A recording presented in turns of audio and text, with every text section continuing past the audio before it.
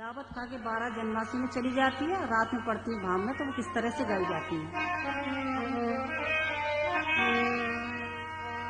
अरे मेरी पहली भमरिया रे के तो बेटी बापई की, अरे मेरी पहली भमरिया रे के तो बेटी बापई की, ओ सिया रघुबर जी के संग पढ़न लगी, हरे हरे पढ़न लगी भामरिया।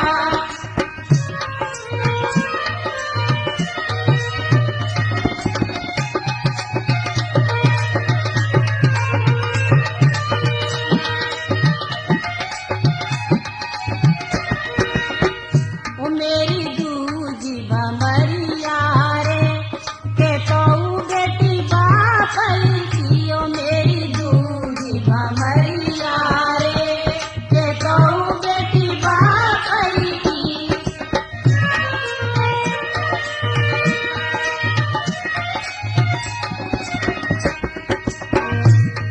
अरे काका बाबा भैया ठाड़े करते कन्यादान, अरे काका बाबा भैया ठाड़े करते कन्यादान, और दूल्हा जी की सास कबाबे हंसते निकवा पान, और दूल्हा का पहले उठाओ कर रही हो रदान, पढ़ने लगी हरे हरे पढ़ने लगी भामरिया, ओ सिया रघुबर जी के संग।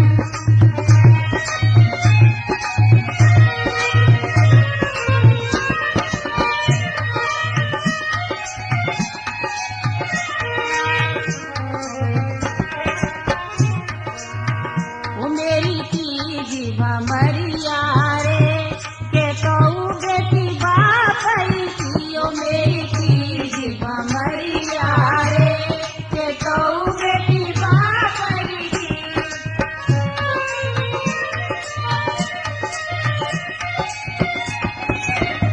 मेरी चौथी भमरिया रे के तो बेटी बापई की, ओ मेरी चौथी भमरिया रे के तो बेटी बापई की।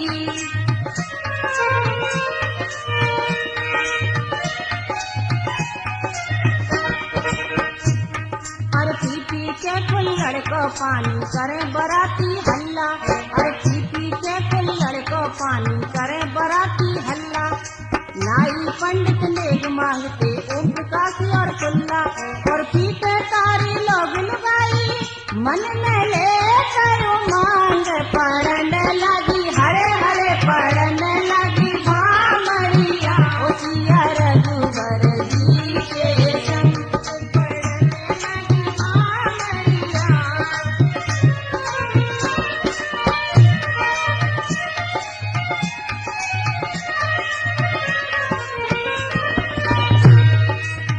ओ मेरी पचई भमरिया रे के तो बेटी बापई की, ओ मेरी छटई भमरिया रे के तो बेटी बापई की।